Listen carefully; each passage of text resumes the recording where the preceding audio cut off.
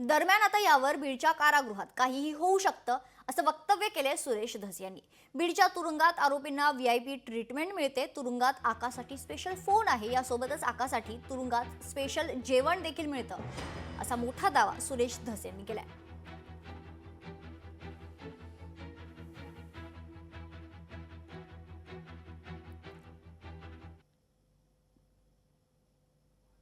तुमच्याकडे काही रिक्त जागा आहेत ते म्हणाले माझ्याकडं।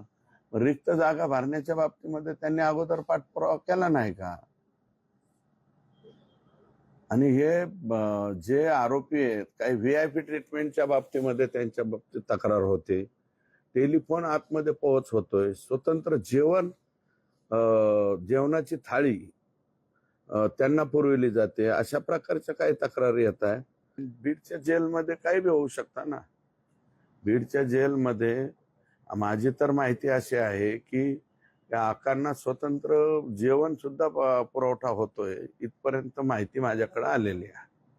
आणि एक स्पेशल कोणता तरी फोन आहे ज्याच्यावरून आकांचा डायरेक्ट कनेक्शन कोणत्या तरी परळीतल्या एका फोनशी होतं, इथपर्यंत माहिती माझ्याकडे आलेली आहे। मला वाटतं याचे असे इनपुट मिळत असताना जेल मधली डीएसपी काय करते? वाल्मिक कराड जो आहे तो सध्या बीड तुरुंगात आहे। खरं तर बीड जिल्ह्याच्या तुरुंगामध्ये त्याला ठेवणंच चुकीचं आहे, कारण बीड जिल्ह्यामध्ये त्याला व्हीआयपी ट्रीटमेंट जी आहे ती जेलमध्ये मिळते।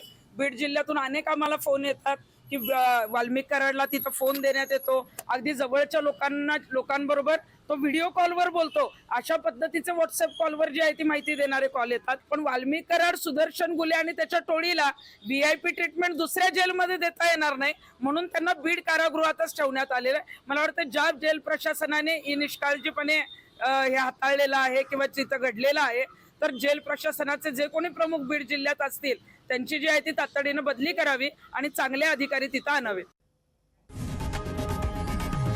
लोकशाही मराठी ऐका, पहा, जागरूक रहा।